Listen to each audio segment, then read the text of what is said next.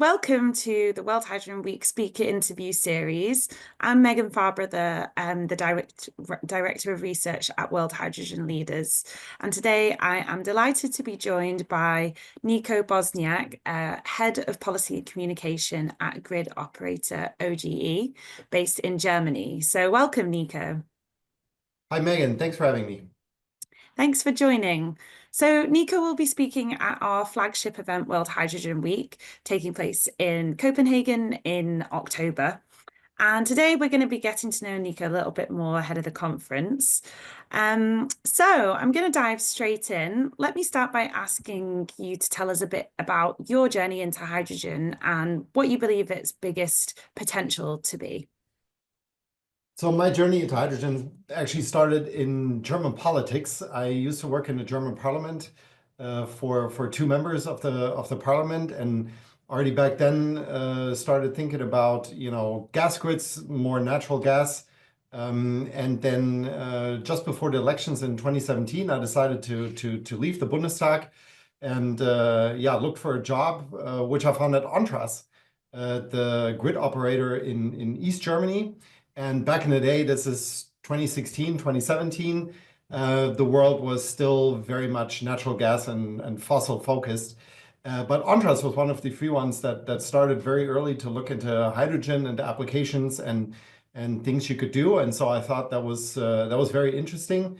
It's one of the few fossil energy carriers that actually has a future, natural gas, in order to be implemented, from a renewable perspective into hydrogen of whichever sources. So that's why I started. Went to ONTRAS for a few years, and then switched over to OGE here in Essen, where I've been for 4 years.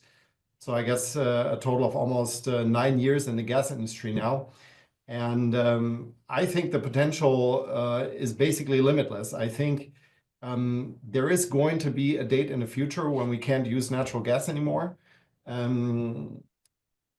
Whether that's 2050, 2045, or maybe 2070, I don't know. But for sure, we're going to be progressing towards renewable, low carbon energy carriers. And I think hydrogen is really very well positioned to be this carrier for the gas industry. You have storage, vast volumes to transport. You have production facilities worldwide that you can tap in order to bring this energy carrier to Europe. So I think it's it stabilizes the energy grid. It complements the electricity grid. And so I really think, although it might not be looking like it right now, I think there's a bright energy ahead for hydrogen. It's really a no-brainer. And so it's very exciting to have witnessed and worked on this transition. And I'm really excited about the future and working on it some more in the coming years. Well, it's good to hear your positivity, and there's clearly so much potential for the energy as an energy carrier. So, as a grid operator involved in the EU's hydrogen backbone, could you tell us a bit about the status of the project, particularly regarding its implementation in Germany? Yeah, so the hydrogen backbone's been going on for a few years now, and I would say, in terms of the mapping, where the pipeline's going to be, the map is pretty much clear for Europe. We know where the main demand centers are. We know where imports are coming from. So I think the grid, at least in theory, in its visionary state, is pretty well developed. That's certainly true for Germany. In Germany, we have the core grid that's been actually passed into legislation last year. That's 9,000 kilometers of hydrogen grid. And we have a financing mechanism that also sits behind it, the so-called amortization account, which helps us sort of balance the initial high cost of investment into a future day to make it easier for early movers and early users of the network to operate at lower network tariffs. And so we're really in Germany, we've moved on from the visionary state to an implementing phase. So at OGE, we have ordered pipelines. We have ordered sort of all the trench digging services, everything associated with building or repurposing pipelines.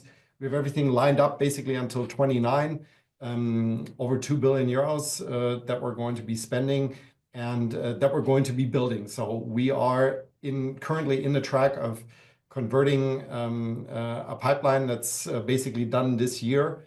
And we're going to be building several newly built pipelines. So until 29, we're going to be seeing a hydrogen network emerge, at least in parts of Germany, where hydrogen transport is possible, and there's going to be a hydrogen economy building up. So really, from a German point of view, the hydrogen backbone is materializing. We are in the steps of actually building it, and that's very exciting. Yeah, no, 2029 is really not that far away. So it's great to hear about a project that's, really in progress, and yeah, interesting that you've got both repurposing existing pipelines and building new pipelines. So there's been a lot of talk about the EU's Delegated Act for both green hydrogen and low carbon hydrogen, with the definition for that due to come out soon. So I'm interested to hear kind of what are you seeing as the big impacts, both on your organization and in the market in general? I'm glad you mentioned that, Megan, because we as infrastructure, we try to run ahead and make sure the infrastructure is in place for the hydrogen that consumers need and where production facilities are hopefully springing up. But that's kind of the point, right? You need a regulatory environment in order to produce hydrogen at a cost, essentially, that is competitive. There's always going to be some sort of delta between the willingness to pay and especially initially the cost of production. But what we've seen in those delegated acts that you mentioned is that the criteria for green hydrogen and for blue hydrogen in order to be recognized as such are so high that we can't even speak about a delegated act enabling hydrogen, but it's one disabling hydrogen production. So the criteria are so narrow and so restricting that we're kind of afraid at this point that we're building hydrogen pipelines that people could use, but the environment to produce hydrogen is so strict that nobody's going to do it. And so that's really something that we as an industry have to say to the European Commission as well as to the national governments. That is something that absolutely needs to change.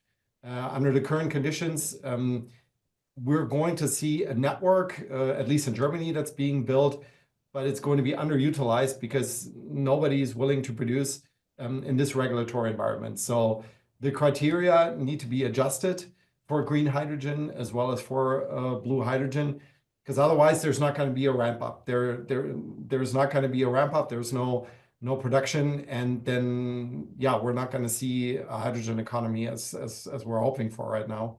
So that's really something that we need these delegated acts to be reformed in a way that they actually will enable production of hydrogen.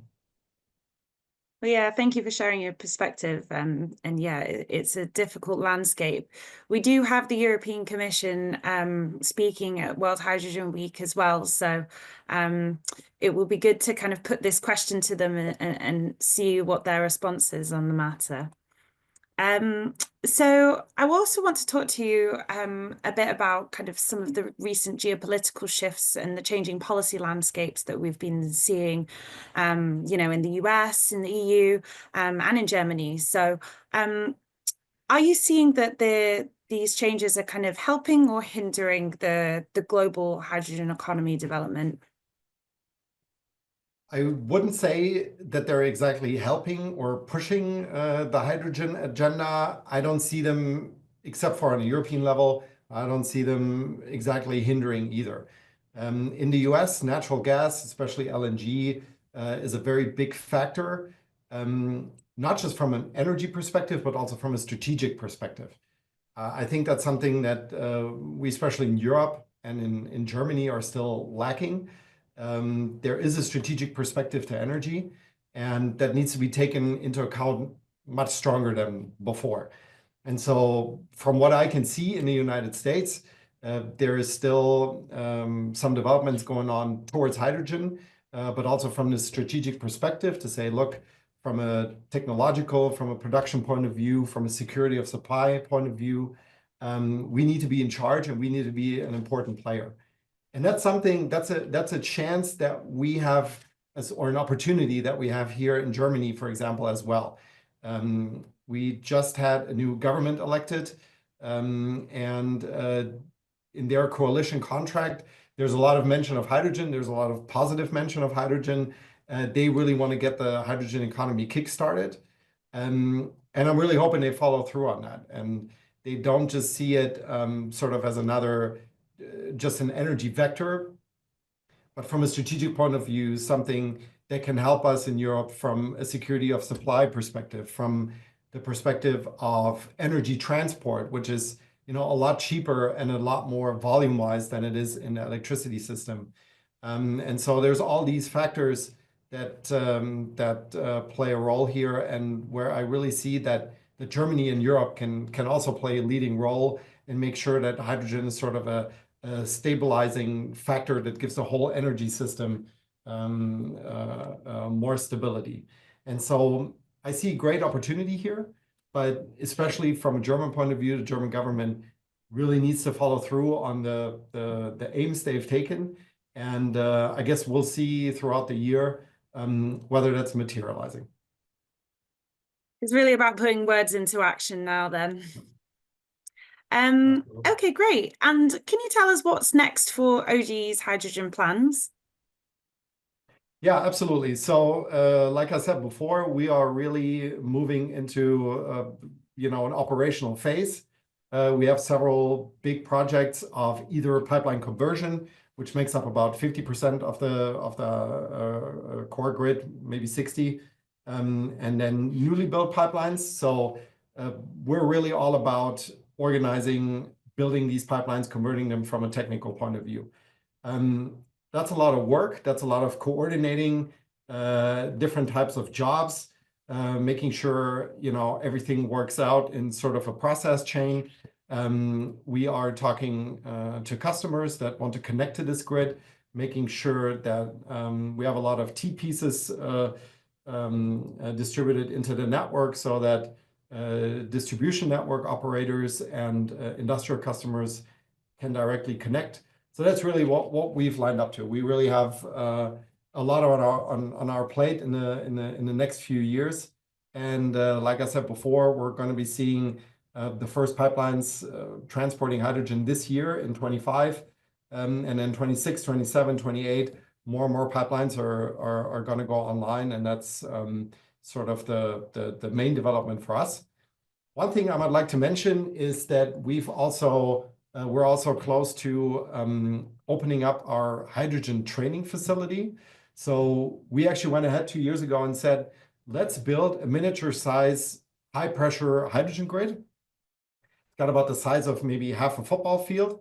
And in this football field, you have basically a complete hydrogen grid. It's about 800 millimeters diameter for the pipelines. There's a little compressor. There's all sorts of stations and everything that you find in a real environment. And that's what we're going to be using to train all of our staff on how to operate hydrogen grids. And we're also going to be offering it Europe-wide for other operators that would like to train their staff on how to operate grids. So we're really taking very, very technical, very operational steps in order to make the hydrogen future a reality.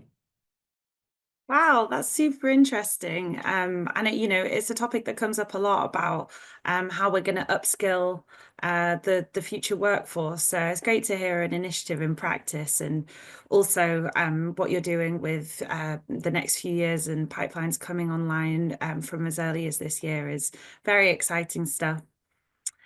So my final question is, what can you share about your participation at World Hydrogen Week? Maybe a little teaser of what you might be speaking on.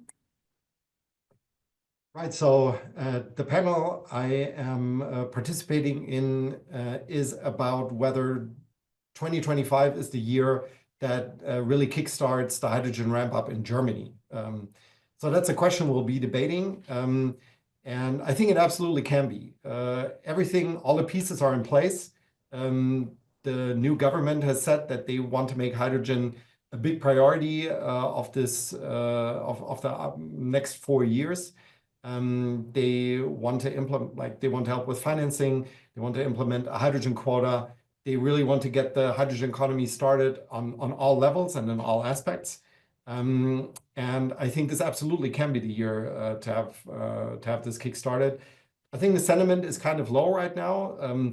There's been a reality check in a lot of aspects, and I think a lot of the projects that weren't maybe as financially or technically funded had to concede that it might not be as easy as it looked in the beginning. But those projects that are really well grounded, they're going to be taking off, and I think that the German policymakers, they understand that this is really a pivotal year. If they don't get it started right now, it's going to get even more difficult in the future. So I'm very hopeful. Like I said, I see a lot of opportunity with this new government, and I'm very optimistic that this actually could be the year that hydrogen in Germany really takes off.